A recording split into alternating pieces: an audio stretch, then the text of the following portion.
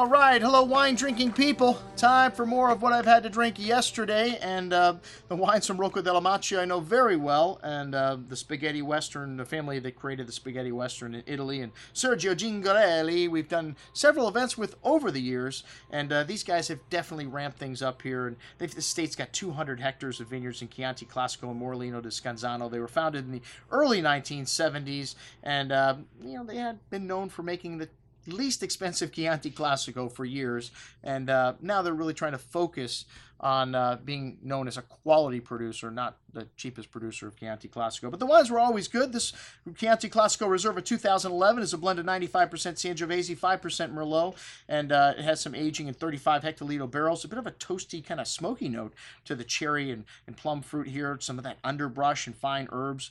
Really smooth and forward wine on the tongue. This 2011 vintage, very juicy in Chianti, that nice smoky and herbal note showing on the finish.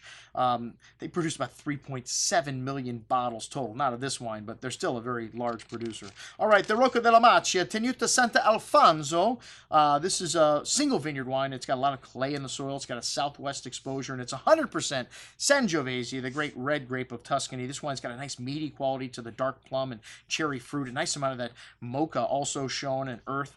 Really nice complexity on the nose. A bit of a dusty quality to the finish here, that dried meat, and a nice hand of that underbrush, that sage showing. Very forward these 2009s are, but it has good structure here. This wine could probably last a little while also. Excellent juice at 22.50. Wow. And then the Gran Selezione, which is a new designation for Chianti, and it's supposed to be single vineyard, all estate fruit. There's a bunch of requirements they've given, and now this is considered their best wine, the 2010, and outstanding vintage. You couldn't come out with a new wine in a better vintage than 2010 in Tuscany. And this is from a vineyard that was planted 15 years ago. Only 5,000 bottles are produced, 400 cases roughly.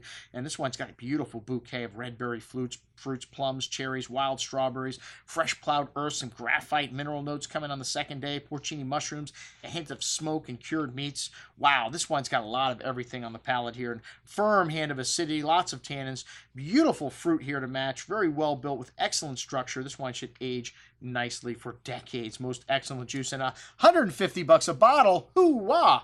Man, it should be.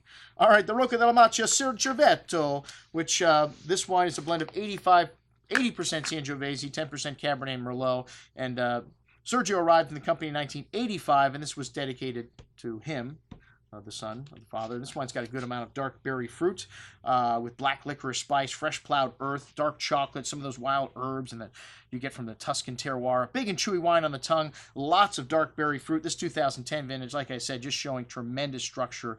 And this wine turning a little chalky on the finish, could use a little time, but excellent structure and balance here. Most excellent juice. Both of these wines last outstanding. The Roccato, which this is a blend of 50% Sangiovese and 50% Cabernet, aged in both Barrique and Tonneau. And this wine's got a big bouquet, dark currants, plums, a bit of peppery spice are also showing, some earth and dried herbs and flowers. And this is big and smooth. This 2009 vintage, like I said, these wines have got a lot of juicy fruit to them. And the tannins here are very ripe and round. This wine's got good structure, though, and freshness. It would last for a decade in your cellar. Excellent juice at $64.50. And that's what we had to drink with our friends from Rocca Della Macie. I'm your host, Andrew Lampasoni, signing off for the Wine Watch, saying, remember, always drink the good stuff first.